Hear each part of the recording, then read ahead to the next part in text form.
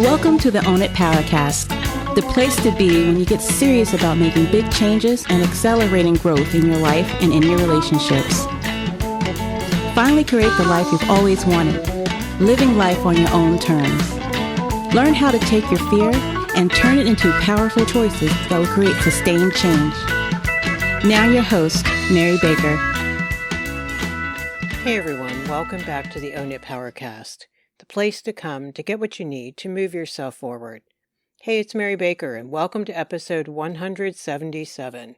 Being assertive means healing first. Well, welcome back to this month, which is going to be all about assertiveness, one of my favorite topics, about empowering ourselves and making our authentic voice the voice we use in our life. Last week, we introduced the concept that in order to be able to be assertive and be proud of who you are, there might be some healing work that you need to do on the inside first. Make peace with that first, so that when you do connect with others in your relationships, you are more confident because you've made peace with some things that are very important within yourself. Because when we talk about healing, we're talking about things that hurt your self-concept, that may have hammered your self-esteem, that may have given you distorted messages about who you are as a person. And it's really hard to advocate for yourself and set boundaries and communicate assertively if you have any question on the inside as to the validity of what you're asking for, as to the truth that what you think, need, feel, and do is valid, and it matters to you. So let's talk about identifying wounds. Now, we're going to do a broad brush today. If this is a topic that you know you need to tap into, I encourage you to look into it more and to reach out for some help on that. So first, let's do some contrasting work. I'm a big fan of contrast because I think it can help people who may not realize or may have minimized the damage done in childhood because they had to. They had to acclimate, they had to survive, they had to move on. So let's talk about what you were supposed to get on average growing up. First of all, to belong to something wonderful, or at least something good enough. So your family was good enough. They gave you a strong enough identity. They knew who they were, what they were about, what the family values were, such as, did we value respect in our family? Did we value responsibility and caring for one another and being honest and following through and being responsible, being loving, having fun together, those sorts of things.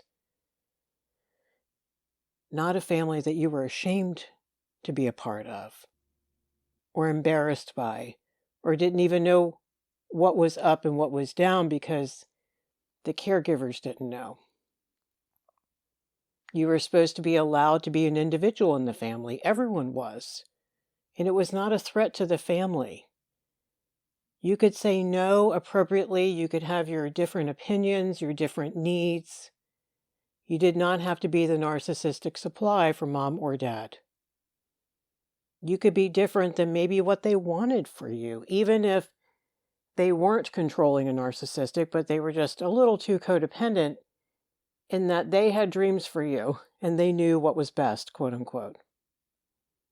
You were supposed to not have to be perfect, to be invisible because there was no energy for you, or to be parentified. You were supposed to be at the developmental age where you were at that moment. You were supposed to be able to trust and count on parents to be grown-ups. Emotional grown-ups, responsible grown-ups, grounded grown-ups. Not perfect, but grown-ups. You were supposed to be able to be yourself and to get good mirroring from them in terms of what they saw your talents and your special qualities were, mirroring back what you were walking through, what you were feeling, what you were struggling with, to be excited for you when appropriate. You weren't supposed to have to be what others needed you to be. You didn't need to be the high achiever so your mom could feel okay about herself. You didn't need to be quiet and compliant because your father was so self-absorbed and was so busy raging all the time. You were to be allowed to grieve and be validated when you were grieving, allowed to sit in your feelings, allowed to have your own timing around your process in terms of when you got through something and moved on. You weren't told to get over it, suck it up, it could be worse, that kind of thing. And finally, in terms of process, to be able to figure things out on your own, with their guidance and support, of course, but not control.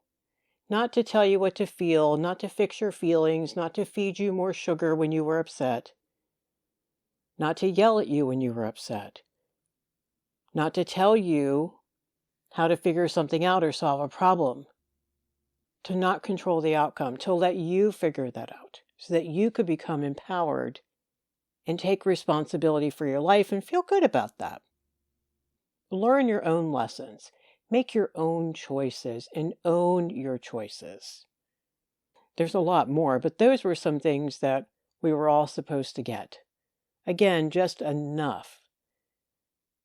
If not, then there probably was some wounding going on, and there's a continuum of wounding. We've talked about that here many times.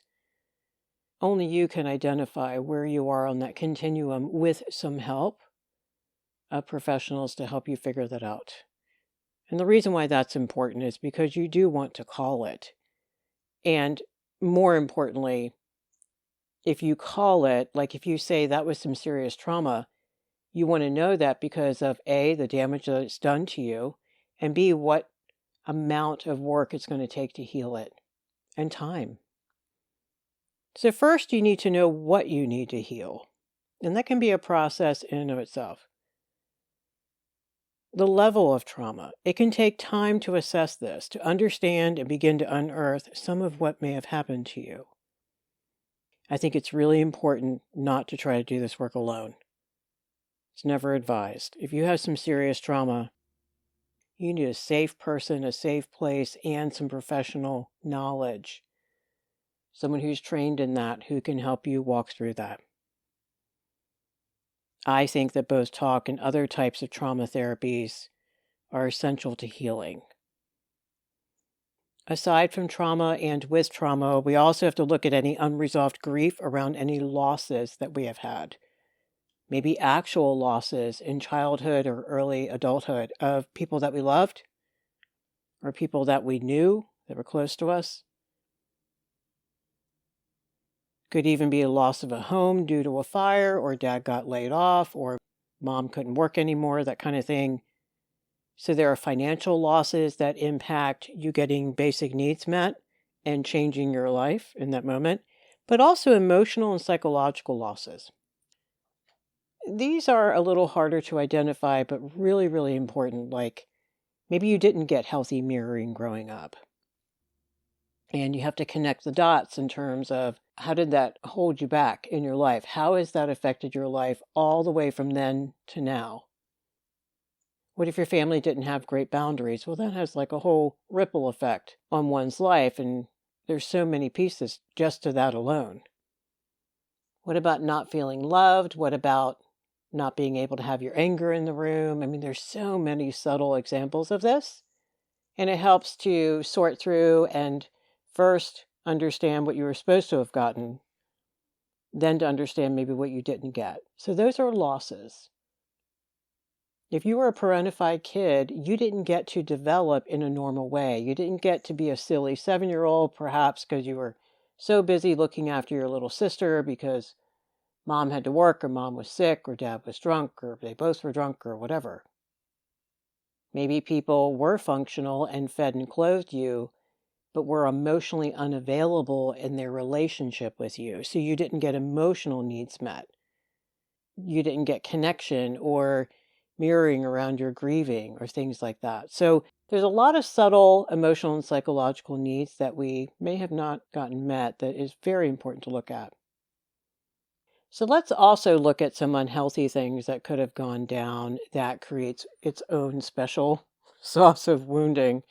The first one is unhealthy guilting, like setting unrealistic standards for you as a kid. for perfect, basically, far above what is deemed developmentally appropriate. Like, for example, like expecting a 5-year-old to make a bed like an adult is ridiculous, but you would be shocked as to how many times that really happens every day in a lot of households. The parent gets frustrated or pissed or withdraws love and affection when the kid just misses it, doesn't get it just right. And then usually alongside this is the parent never took the time and the patience up front to teach the child how to set the table, how to make her bed, how to fold her clothes properly, how to clean a bathroom. There wasn't that teaching and guidance and allowance for learning and, doing it like a kid as opposed to a grown-up, that kind of thing. So the child learns unhealthy guilt. It's not helpful.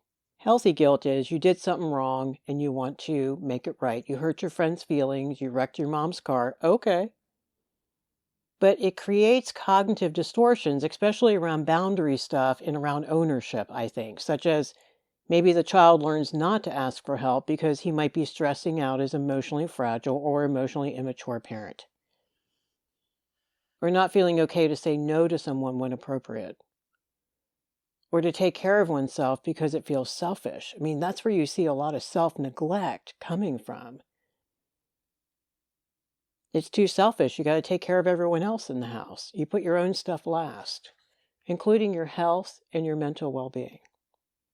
So while guilt is about what you do or did, shame is about who you are. And those are two very different animals and a nasty cocktail when mixed together. So shaming is who you are, and kids are not born with it. So this means that if you were shamed by someone. We learn to be ashamed of ourselves because someone important in our lives has put that on us. Usually parents or siblings or teachers or relatives did it. And we know that shaming messages are so much more powerful when they come from those that we look up to the most, are closest to, need for survival. Like if you're a kid, you need them for survival. Because we were looking to them for our identity early on. That's what we were supposed to do.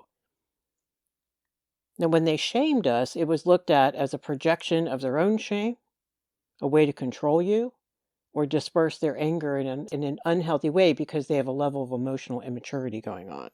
Like they couldn't detach and just ask you for what they needed from you instead, to focus on maybe what you could do to behave better as opposed to you're an awful child, look at what you've done, or how could you be so stupid? And this could be intimated, it does not have to be said outright. So the comments are direct or indirect, and it's about what the child is as a person. And so what are some of the symptoms of growing up with being shamed? Well, feeling sensitive all the time, sometimes oversensitive, and oftentimes hypervigilant, because you are looking out for threats to your self-concept, and that is a big deal. Oftentimes you don't feel appreciated. You may have a hell of a lot of perfectionism going on, maybe a touch of OCD around certain things. I've had clients share that they can tie their OCD to things that are similar to what they had to deal with growing up, where they got screamed at if the towels weren't folded perfectly, let's say, or their room wasn't clean. Or parents were arguing horribly, and so maybe cleaning or sorting or organizing helped them have some kind of control. Feeling shamed often feels like feeling used, probably drawing users to you, usually narcissists and emotionally immature people. Feeling rejected a lot of times, even when you're not, like no one has said anything to outright reject you. But it's that fear of not being good enough, because that was the message that was hammered home for a long time early on. It's hard to shake that. It is really hard to unbelieve that.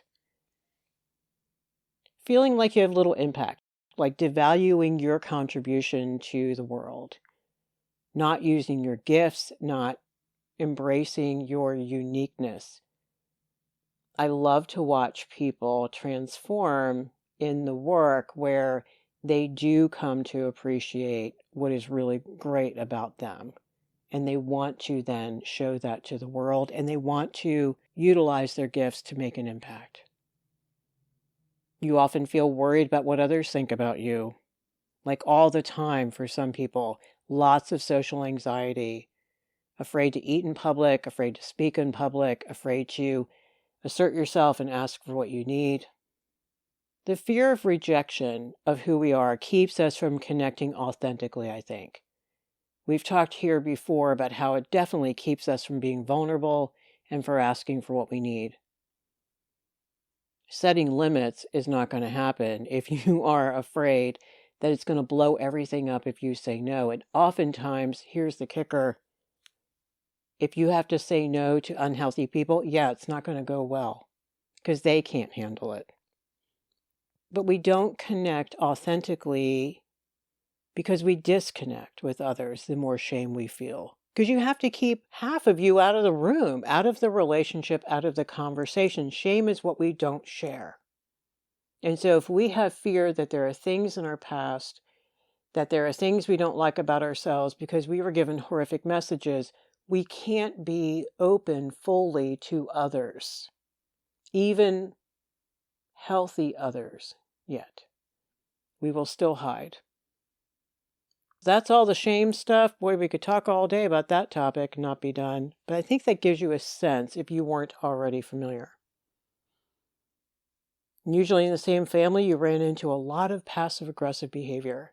Lots of innuendo, lots of implying stuff instead of people owning their intentions, owning what they really think and feel, not asking for what they need, instead manipulating and say, why can't anybody help me clean up this kitchen? As opposed to, hey, can you help me with the dishes right now? They're putting their stuff on you instead of owning them. So that, oh my God, blurs boundaries. It really does a lot of crazy making for kids. No one knows what's going on. And boy, does that create tons of anxiety for people. I've worked with so many people over the years who report loving families. No one beat them or locked them in a closet. Loving, caring, doting families who were passive aggressive. And it created all sorts of problems, and it created all sorts of anxiety for my clients. And at first they couldn't understand why until we started unpacking that, because people were not emotionally honest. You didn't know what they really meant when they opened their mouth. You probably didn't learn how to be direct either. And finally, boundary violations. Someone raging at you, acting out, oversharing with you, that's when people don't talk about. The emotional incest piece. Mom is sharing way too much about her marriage to your dad. I've heard it all, folks, and it's not pretty. That's really violating and yucky. Creating unhealthy alliances with the child against the father, against the mother, against the brother. There are boundary violations that are physical, that are sexual, that are monetary. Stealing a child's money out of their piggy bank. Rifling through your kids' stuff. Telling your kids what to think and feel, what not to want, what to not dream about. So those are some big categories of things that could have wounded you early in life. So if that was the case, what do you need to do? First, boundary work. I always start with boundaries because without structure and scaffolding, we can't do the deeper, more meaningful work. So even before you do trauma work, I would encourage you to do some boundary work and get some love and safety and support and accountability around you. More than one person. Learning how to say no. Learning to feel safe. Learning to create safety in your life by saying no. Detaching from toxicity the best you can so you can heal, so you can regroup, so you can get back in touch with the real you. Remember, we can't be authentic and assertive if we've dissociated so much from who we really are. So all the boundary work you can do. You need to know who's going to help you to do all this. And it's going to take commitment and I think a full-fledged participation in therapy, either individually and group support, maybe an adjunct self-help online group, a trauma survivors group, a living with narcissist group, whatever you can find. The more people around you who are like-minded and want to walk through this with you, the quicker the healing will happen. And I think the more solid and sustained change you will experience. So really being committed, knowing your plan, being willing to walk through it, even though a lot of this work is not fun to do. And first doing the healing work. So boundaries and doing the healing work is so important. Then, in terms of learning how to be assertive, you have to practice acknowledging what you need. I tell clients, go through your day and just even write things down. Even if you don't go after that need to get it met, I just want you to acknowledge it. And then maybe practice asking safe people for little things that you need. Like, hey, can you help me carry the stuff to the car kind of thing. Journaling about what you want to say and why that is valid. Sharing the stuff with a third party who is safe and helpful before you go to the horse can be really helpful because they can say, of course you need that. Well, you go. Yes, that makes sense. We need that mirroring back. Practicing what your boundaries are. Just even starting to own them verbally to yourself before you have the courage to say them out loud is fine. We want to normalize setting boundaries, and it takes a lot of work to normalize stuff before people pull the trigger. That is all a part of the work, guys. Don't feel bad about that. Every time you're doing that, your brain is relearning. Oh, that's right. This is healthier. We're supposed to say no. We're not being selfish and uncaring and awful people. You need to have some clear goals about how you want to be and feel. So I want you to think about what your goals are maybe in the next year and then maybe ultimately in 5 years, whatever. Maybe you want to be more confident. You want to stand up for yourself. Usually that desire is going to come naturally as you do this healing work, trust me. Maybe you want to be more responsible. You want to trust and believe in yourself more. You want to have good boundaries and speak up. You want to be genuine in your communication. You don't want to do any more snarky or sarcasm or innuendo. Maybe you want to be and feel respected by others and connect by sharing your views, your thoughts, and your feelings. So then you identify your goals and then you create your plan. So first, doing the above inside work as needed that we've talked about today. When you are ready to focus on the communication piece, you want to break it down, what I call the outside work. Break it down into manageable chunks. Otherwise, you're going to be so overwhelmed. For instance, I have a lot of clients who just work on eye contact for maybe, a month or two. They practice getting better and better and better at it. They don't shame themselves, but they're just working on that one aspect of their communication. They are noticing how others do eye contact. Because if you grew up averting your gaze, you don't even know how to do it in a normal, healthy way, aka not staring someone down, but then not looking away when confronted or when there's difficult feelings to be had, that kind of thing. Maybe after that, you work on your posture. How is your posture? How is your body language? Is it open? Is it warm? Is it confident? Is it relaxed? What is it?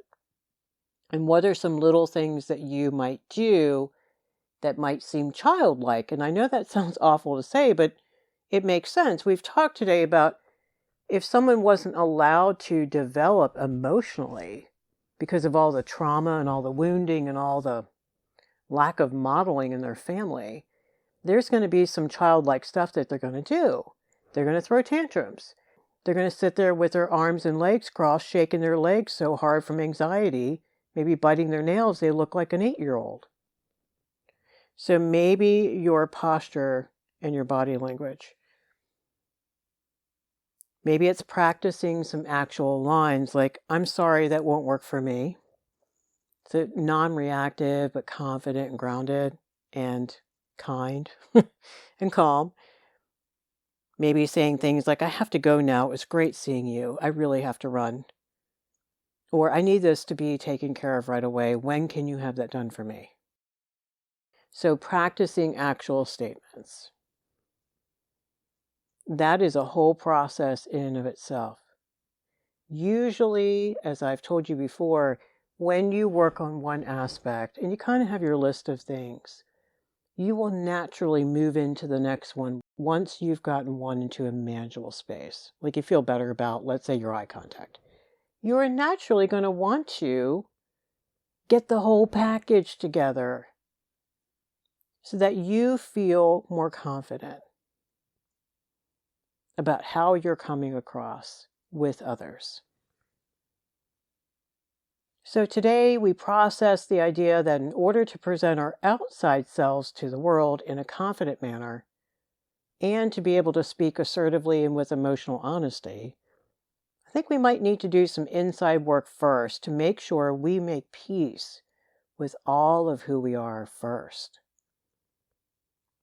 To then be able to advocate for ourselves, to negotiate in loving ways in our relationships, and to make sure we are doing this with emotional honesty and emotional maturity. Eventually, if we continue to work on this, our insides match our outsides more, and we can relax into who we really are. Thank you so much for hanging out with me today.